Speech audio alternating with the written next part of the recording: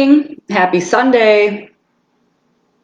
I'm not sure if this is doing something here. All right, I think this is going. Okay. Good morning. One of these days, there we go. Okay. Hi, Dawn here. Happy Sunday. How was everybody this morning? Hope everybody had a good night's sleep and is ready for a fun day today.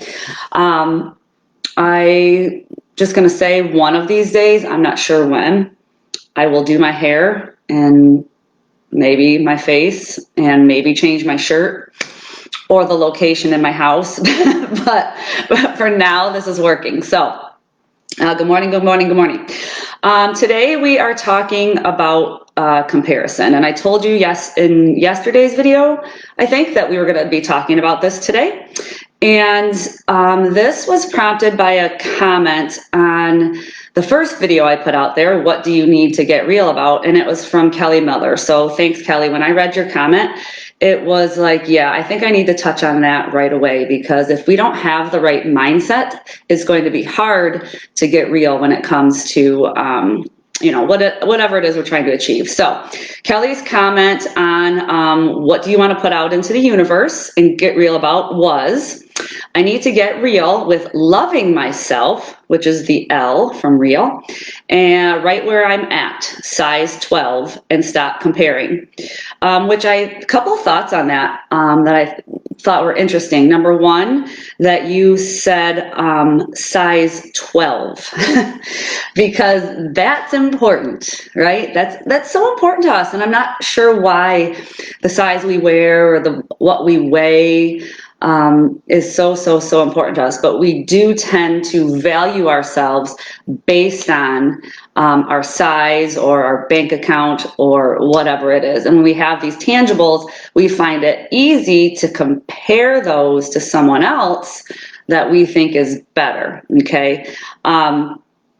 And then she also said, the other thing I found interesting is that she wants food freedom, which I can help with that. But we're going to touch on that in a different live video. Okay, so today we're talking about getting real with comparison. Now we all do this. Okay, this used to happen at Weight Watchers all the time. I was at Weight Watchers as a leader probably for 15 or 20 years. I can't remember exactly. I'm very bad with dates, but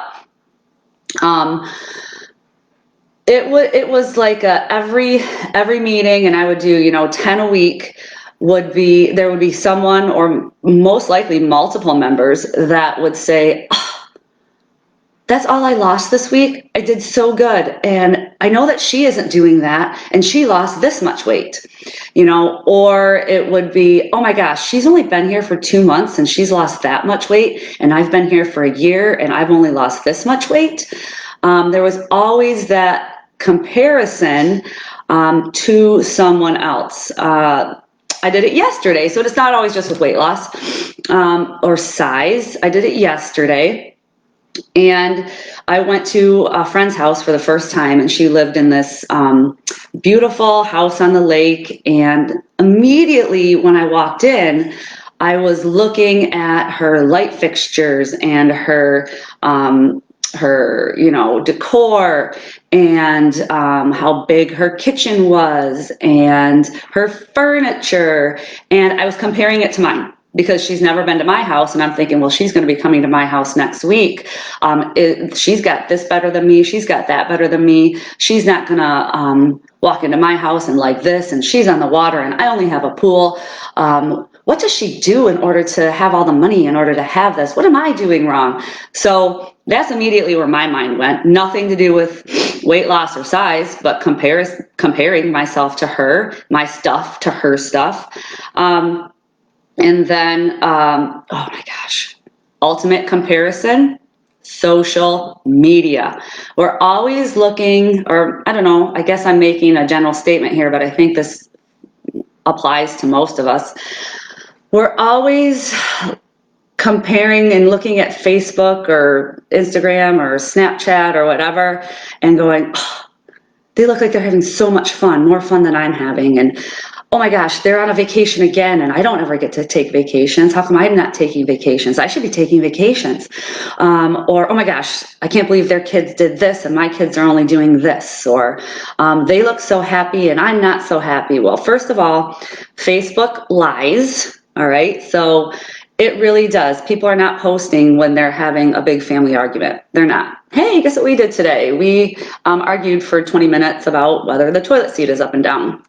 Nobody posts that. So you can't use that as an actual gauge as to something you should be comparing yourself to or a standard you should be living up to, because most of it's not real. So stop doing that, okay? I'm going to tell you how in a minute. So I have my notes because there was so much I wanted to say and I wanted to be sure not to miss any of it. So comparison is simply the act of evaluating your similarities and differences between yourself or between people or between things, okay? So if we break it down like that, I told you I'm a big fan of definitions and just kind of getting to the nuts and bolts and taking the feeling out of it. Comparison is just evaluating, do they have this and I don't have this? Does she look like this and I don't look like this? But it's always to someone else or something else, which is kind of where the evil comes in or the trouble comes in, is when we compare ourselves to something or someone else and then we feel that we are not measuring up to them, okay? So that's kind of what we have to stop doing. It makes us feel less than, all right, when we think someone is doing better than us. So where does that get you? It just gets you stuck. That's all it does. It gets you stuck in your own fabricated failure, because if you're not measuring up to them, then you think you're a failure because for whatever reason you've set them as your standard. Okay, which is kind of unfair to them to give them that responsibility too. To someone else, if they're a size 8 and you're a size 12 and you think a size 8 is the ideal size, you are giving the permission to them, because they're a size 8, to make you feel like a failure, which is not their intention at all, okay? So just remember, this is all going on in our own head, and you're having these feelings about someone else that they have no idea about, okay? So here's the thing. We cannot control our first thought, but we can control our second thought, okay? So your first thought, just going back to Kelly's example. She's a size 8 and I'm a size 12. Oh my gosh, she's doing better than me. Okay, maybe that's her first thought, okay? She can't control that. I mean, I think to a large degree, we've kind of programmed ourselves to think a certain way, and we can program ourselves to think a different way, okay? Typically, we program ourselves to think negatively, and we have to program ourselves to think positively. So, first thought, she's a size 8 and I'm a size 12, I suck, all right? Well, second thought, oh my gosh, I'm a size 12 and I used to be a size 14. I cannot believe I've done everything I need to do in order to lose 2 clothing sizes. I am awesome. I've done everything that I need to do. Might not be where I want to be, but I'm going to where I want to go, okay? Maybe you could add something like, and my butt looks rocking in these jeans too, whatever. But you see the theory there. Thought number 1, negative. Thought number 2, positive, okay? So you can only compare you to you. You've heard that before, okay? Only be better than you were yesterday or even a second ago, okay?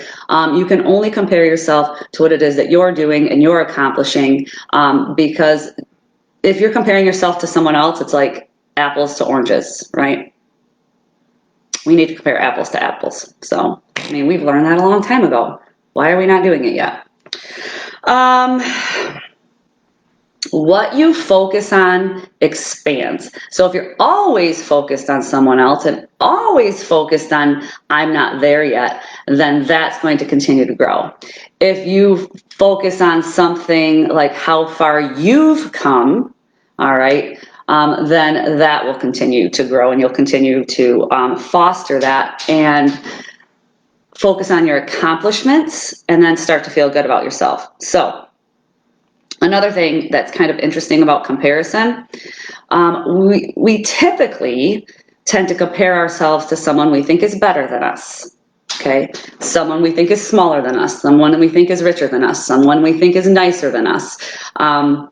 I do that one all the time. So I would not describe myself as a nice person or a kind person. I do nice things and I've done kind things, but in general, I feel like that's something I need to work at. So I'm always, if I meet somebody, I met this woman over the weekend. She was just so graceful and kind and thoughtful and soft. Which are none of the things that I feel that I am. So as soon as I thought those about myself, or about her, and started comparing that to me and what I don't have, I immediately switched my thought process over into, yeah, but I'm super energetic and I can be funny and I have a ton of energy and, life of the party, kind of thing. So I just focused on what I do have as opposed to what I don't have. So first thought again versus second thought, okay? So we always compare ourselves to someone that we think is better than us, not someone we think is worse than us, for lack of a better term. And I need to preface this whole thing, get real, by saying I'm real, I'm not politically correct. If I say something offensive, it was not intended that way. So when I say somebody worse, it's just somebody that you perceive as having less than, or, whatever. So we don't walk into a house and, we see, oh my gosh, their house is so dirty, it's so this, it's so that, and then all of a sudden we start pumping ourselves up, there are people out there comparing themselves to you too. You have to realize that. There are people out there that are a size 16 that want to be a size 12 and are looking at you, giving you the responsibility for them being a failure, which you don't deserve either, okay? So, again, don't compare yourself in any way, shape, or form to anyone else, because there's always somebody else out there wanting what you have. So you should probably feel pretty fortunate and pretty grateful for whatever it is that you've got going on, okay? Theodore Roosevelt said, "Comparison is the thief of joy." And if we are here to find our happiest lives and live to our fullest potential, you cannot practice behaviors that are taking joy from you and robbing you of how good you could be feeling. So comparison's got to go. All right, it's got to go. If that statement is true and we want to be happy and get real in our lives, then it makes sense that we have to stop comparing. There will always be someone out there that has what you want. And if that's the case, then go get it. Go get it. What is stopping you? Wanting something doesn't get you something. Going after something, taking actions, moving towards it, that's what gets you what you want. So now, back to the example. If you're a size 12 and you want to be a size 8, you have to start doing and practicing behaviors that are going to lead to that. Very simply, you need to eat the right amount of food do the right amount of movement, find the balance in your eating, those kinds of things, which again, that's stuff that we'll talk about later. I'm going to give you 2 tools or actions that you can use to help kind of stop this spiral of comparing ourselves from one, to someone else. Number 1, start a gratitude journal. Okay, it's really hard to be upset or frustrated or feel like a failure when you're so happy and so grateful for everything that you have in your life. So, I did this a minute ago. So this is my gratitude journal, okay? And I took 1 minute. 1 minute, I put on my microwave timer, and I just took 1 minute and wrote down everything I was grateful for. So I'm going to read it to you. It says, I'm thankful that I'm thankful that I have hair. I don't know why that's the first thing that popped in my head, but probably because I'm always comparing my hair to someone else's because I don't like my hair. It's thin and it doesn't grow fast and it never looks healthy to me. So that's why I always wear it up.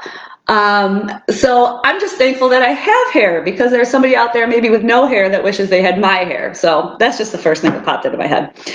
I'm thankful for my kids. I'm thankful for my brother. I'm thankful for my friends. I'm thankful for my bike. I don't know, I ride my bike every morning and it just makes me feel good and it starts my day right. So I guess that's why I'm thankful for that.